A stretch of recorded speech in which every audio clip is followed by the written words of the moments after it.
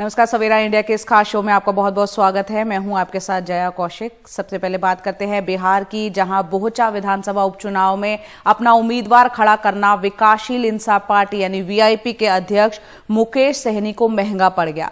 VIP यानी कि विकासशील इंसाफ पार्टी के 3 विधायक बीजेपी में शामिल हो गए हैं और इससे पहले वीआईपी के टिकट पर जीते राजू सिंह, स्वर्णा सिंह, मिश्री लाल यादव ने वीआईपी के उम्मीदवार की बजाय बीजेपी के उम्मीदवार को समर्थन दिया था और समर्थन पत्र बिहार विधानसभा के अध्यक्ष को सौंप दिया था। इस पूरे घटनाक्रम के बाद मुकेश सहनी की पार्टी अब बिना विधायकों की बन गई है।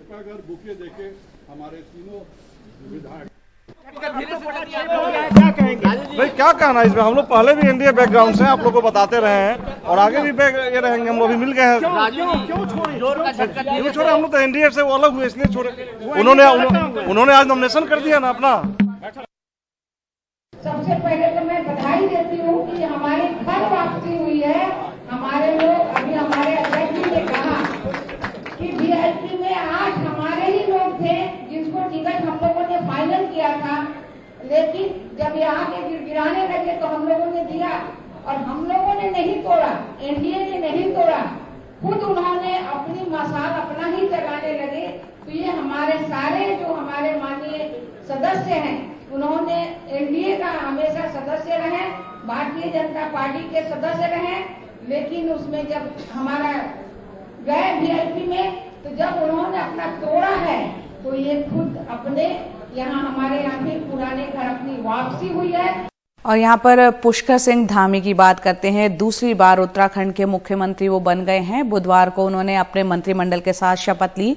धामी के साथ सतपाल महाराज, सुबोध उनियाल, धन सिंह रावत, प्रेमचंद्र अग्रवाल, गणेश जोशी, रेखा आर्य, चंदन राम दास और सौरभ बहुगुणा ने मंत्री पद की शपथ ली है। शपथ ग्रहण समारोह में प्रधानमंत्री मोदी, गृह मंत्री, यूपी के मुख्यमंत्री समेत कई बड़े मंत्री और मुख्यमंत्री यहाँ पर शामिल हुए। उत्तराखंड राज्य के सरलीकरण का मंत्र, समाधान का मंत्र और निस्तारण का मंत्र, ये मंत्र लेकर हम पूरी पारदर्शिता के साथ चीजों को सरल करेंगे।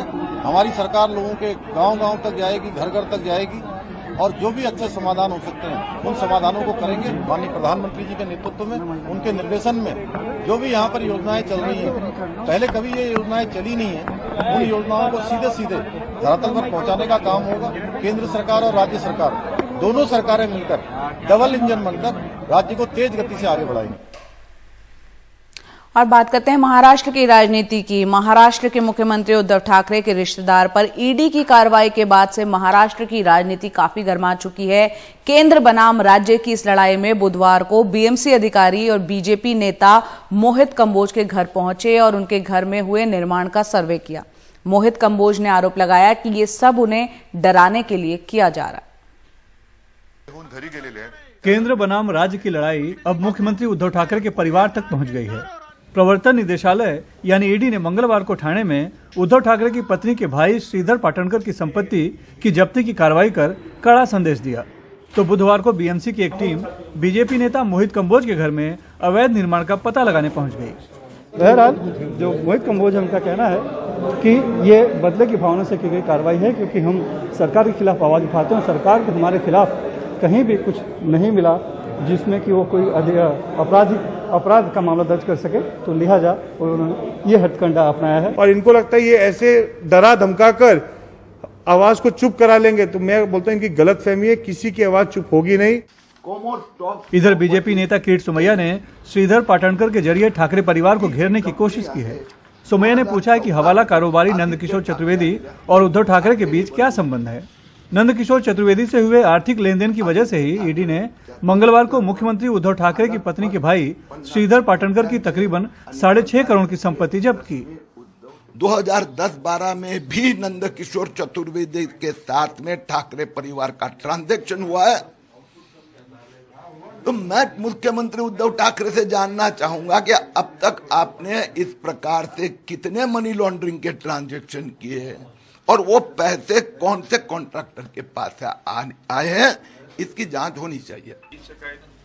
शिवसेना सांसद संजय राउत ने इसे बीजेपी की तानाशाही की राजनीति बताया है, तो एनसीपी नेता शरद पवार ने केंद्रीय एजेंसियों का दुरुपयोग।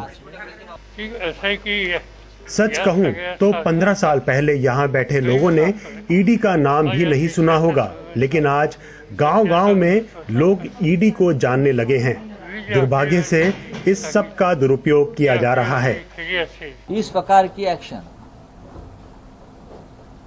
जहां बीजेपी के शासन नहीं है या बीजेपी सत्ता से दूर हो गई है, ऐसे पश्चिम बंगाल, महाराष्ट्र, तमिलनाडु, झारखंड, छत्तीसगढ़ ऐसे राज्यों में इस प्रकार से केंद्रीय जांच एजेंसी जोरदार तरीके से कार्रवाई कर रही है। महाविकास सरकार के आघाड़ी के सरकार के जो प्रमुख स्तंभ है उनको इस प्रकार से आप दबाव में लाकर अगर आप अब ये मानते हैं कि ये सरकार गिर जाएगी और यहाँ राष्ट्रपति शासन लगेगा तो आप नींद से जाग उठिए, ऐसा कुछ नहीं होगा। इस बीच केंद्र बनाम राज्य की लड़ाई में एक और नेता बीजेपी के प्रवीण दरेकर पर गिरफ्तारी की तलवार लटक रही है। फर्जी मजदूर केस में सेशन कोर्ट ने उनकी अग्रिम जमानत याचिका पर सुनवाई पूरी होने के बाद 25 मार्च तक फैसला सुरक्षित रखा है। मुंबई से कैमरामैन राजेंद्र दयालकर के साथ सुनील सिंह, एनडीटीवी इंडिया के लिए। और आगे बात करते हैं, केंद्र सरकार ने ये फैसला किया है कि दिल्ली की तीनों नगर निगम को एक किया जाए और इसके चलते दिल्ली नगर निगम के चुनाव फिलहाल यहां पर रुके हुए हैं। और इस फैसले से दिल्ली के मुख्यमंत्री अरविंद केजरीवाल इतने भड़के हुए हैं कि उन्होंने बीजेपी को खुली चुनौती दे डाली है। दिल्ली में नगर निगम के चुनाव रुके हुए हैं क्योंकि केंद्र सरकार दिल्ली की 3 नगर निगम उत्तरी, दक्षिणी और पूर्वी दिल्ली नगर निगम को एक करने जा रही है और इसी बात को लेकर आम आदमी पार्टी और बीजेपी में युद्ध चल रहा है। आज ये वाक युद्ध एक नए स्तर पर तब पहुंच गया जब दिल्ली के मुख्यमंत्री अरविंद केजरीवाल ने बीजेपी को चैलेंज करते हुए कहा कि बीजेपी में हिम्मत है तो वो समय पर एमसीडी चुनाव करवाकर और जीत कर दिखा दे। अगर बीजेपी ये चुनाव जीत गई तो हम राजनीति छोड़ देंगे। भारतीय जनता पार्टी कहती है हम दुनिया की सबसे बड़ी पार्टी हैं। अरे सबसे बड़ी पार्टी और दिल्ली की एक छोटी सी पार्टी से घबरा गए तुम? दिल्ली के एक छोटे से चुनाव से घबरा गए तुम? क्या हिम्मत है यार तुम्हारे अंदर, लानत है तुम्हारे ऊपर। मैं चैलेंज करता हूं बीजेपी को, हिम्मत है तो एमसीडी के चुनाव टाइम पे करा के दिखाओ और जीत के दिखा दो, हम राजनीति छोड़ देंगे। बीजेपी मुख्यमंत्री अरविंद केजरीवाल के चैलेंज को ज्यादा तवज्जो नहीं दे रही है। उसका दावा है कि नगर निगम के चुनाव जब भी होंगे तो चौथी बार लगातार बीजेपी ही वो चुनाव जीतेगी। लेकिन एक अहम बात बीजेपी जरूर कह रही है कि उसके हिसाब से 2-2.5 महीने बाद नगर निगम के चुनाव हो सकते हैं। देखिए, अरविंद केजरीवाल जी क्या कह रहे हैं, मैं उस पर अपना कोई रिएक्शन नहीं देना चाहता। जल्दी ही नगर निगम का चुनाव होगा और चौथी बार नगर निगम में भारतीय जनता पार्टी की सरकार बनेगी। देखिए, इसमें मैं समझता हूं कि मुश्किल से 2-2.5 महीने का समय लगेगा और चुनाव होंगे। और जैसे मैंने कहा है कि नगर निगम में भारतीय जनता पार्टी की शानदार विजय होगी। दिल्ली में फिलहाल नगर निगम के चुनाव तो नहीं हो रहे, इस पर राजनीति जरूर हो रही है और आने वाले कुछ समय तक ये राजनीति इस पर यूं ही चलती रहेगी जब तक कि चुनाव नहीं हो जाते। लेकिन एक सवाल जो लगातार बना हुआ है वो ये है कि अगर 3 नगर निगम को एक करना ही था तो ये फैसला बिल्कुल तभी क्यों लिया गया जब नगर निगम के चुनाव घोषित ही होने वाले थे। दिल्ली से मैं शरद शर्मा, एनडीटीवी इंडिया।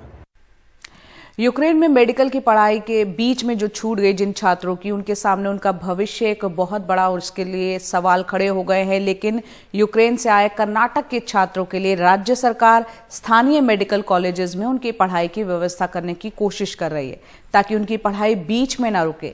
लेकिन वहीं दूसरी तरफ यूक्रेन के कॉलेजेस ने ऑनलाइन क्लासेस शुरू कर दी है और छात्रों को ये पसंद भी आ रहा है। देखते हैं रिपोर्ट। यूक्रेन से लौटे 700 छात्र स्थानीय मेडिकल कॉलेजों में अपनी पढ़ाई जारी रख सकें, इसके लिए एक समिति बनाई गई है जो रास्ता निकालेगी कि किस तरह एमबीबीएस के अलग अलग वर्ष के छात्रों को स्थानीय मेडिकल कॉलेजों का हिस्सा बनाया जा सके। We have 60 colleges in Karnataka. Karnataka में 60 मेडिकल कॉलेजेस हैं। हमने फैसला किया है कि इन सभी कॉलेजेस में आप अपनी पढ़ाई जाकर जारी रखें। हालांकि हम उन्हें दाखिला नहीं देंगे या अनऑफिशियली वो पढ़ाई जारी रख सकते हैं। Local colleges, of course, it is not going to be officially, admitted or anything.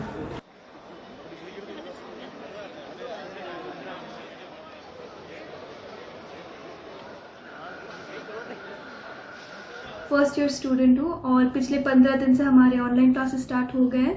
बहुत स्मूथली चल रहा है ऑनलाइन क्लासेस। लेकिन जैसे यूक्रेन के कॉलेजों ने ऑनलाइन क्लास शुरू कर दी है, इससे छात्र भी खुश है। तो स्मूथली चल रहा है। हर रोज 4 क्लासेस होते हैं हमारे, जो 1.5 घंटे का होता है। और जब तक वॉर सिचुएशन वहाँ पर कंट्रोल में नहीं आएगा तब तक हम लोग का ऑनलाइन चलेगा। गवर्नमेंट को एक चीज देखना जरूरी है कि क्योंकि जो यूक्रेन बच्चे पढ़ने जाते हैं उनकी पूरी पढ़ाई 30 से 35 लाख में खत्म हो जाती है, लेकिन यहाँ जो पैसा लगता है वो तकरीबन 1.5 से 2 करोड़ लगता है। तो क्या गवर्नमेंट अगर कुछ सोल्यूशन निकालती भी है तो 30-35 लाख में पढ़ाएगी या 1.5 से 2 करोड़ मांगेगी? क्योंकि जो भी बच्चे यहाँ से जाते हैं वो सब मिडिल क्लास के होते हैं, उनको इतना फीस देना पॉसिबल नहीं होगा। यूक्रेन के मेडिकल कॉलेजेस ने ऑनलाइन क्लासेस की शुरुआत कर दी है, लेकिन ऑनलाइन क्लासेस प्रैक्टिकल का विकल्प नहीं हो सकते। ऐसे में देखना है कि समिति क्या सुझाव देती है। साथ ही सवाल फीस का भी है, क्योंकि कोई भी कॉलेज मुफ्त में तो छात्रों को पढ़ाएगा नहीं। ऐसे में फीस कौन देगा, छात्र या फिर राज्य सरकार? बेंगलुरु से कैमरामैन कुमार के साथ निहाल किदवई, NDTV इंडिया।